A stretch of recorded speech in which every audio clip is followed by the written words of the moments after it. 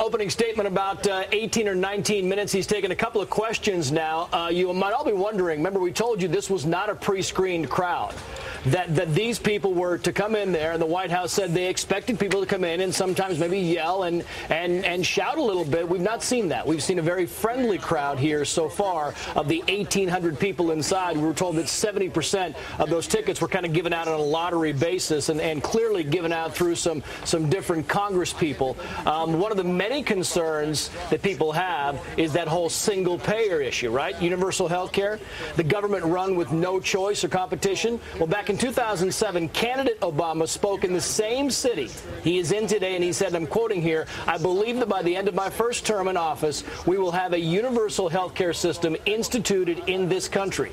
That is a commitment that I've made, and it is a commitment I want to be held accountable for. Let's bring in Bill McGurn. He's a columnist for the Wall Street Journal. He's also a vice president here at News Corp, which is our parent company. And Bill, I mean, first of all, I want to get your opinion on the crowd here, because it seemed like very friendly surroundings. Yeah, well, I mean, in fairness to President Obama, I think all White Houses try to maintain a friendly crowd. I don't know the mechanics of the distribution, but no White House wants to let a president go into a crowd that is really no holds barred. But there's got to be a happy medium, right? I mean, this was kind of like, we've seen these town halls, we've seen this yelling, we've seen this screaming, right. And all of a sudden the president holds a town hall, and it looks like it could be a campaign stop. Right, and that's fair enough to point out. I mean, I think the larger issue is the president is trying to recapture control of the debate over health care. Right. And when you're selling this issue, especially this is his signature issue, there is no better spokesman than the President of the United States for it. So he has to be out there doing it. They're trying to control the environment and keep it friendly, because he's having a tough time on it.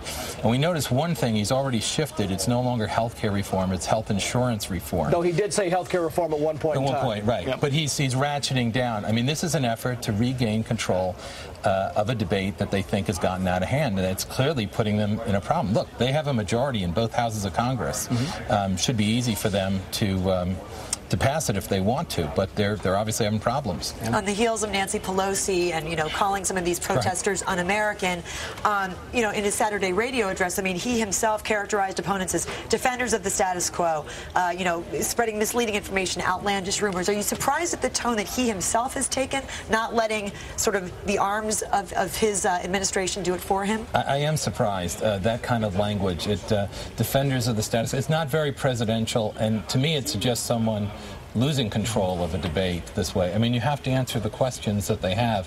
Of course, all presidents want to characterize themselves one way and their opponents another way, but I think the rhetoric has been a little heated, especially when you couple that with the Linda Douglas thing about fishy emails and the new website and we're going to punch back twice as hard. And granted, we've only seen a couple questions here, and as Trace mentioned, it seems to be a somewhat tame audience. Don't you think people out there, I mean, Republicans, Democrats, supporters, opponents, want to see a real honest-to-goodness town hall, as opposed to what many are probably saying this looks like theater? Right. Well, except I think that's part of politics. Each side tries to control their thing. But you do see it in people are asking these questions. I mean, to me, it's irrelevant whether people are asked to go, whether it's the questions are what matters, and what you see. But you want to hear President Obama answer a fiery opponent. I think he has to do that if he's going to get this through, because I'm not sure this will comfort his own allies. Look, again, they have the votes.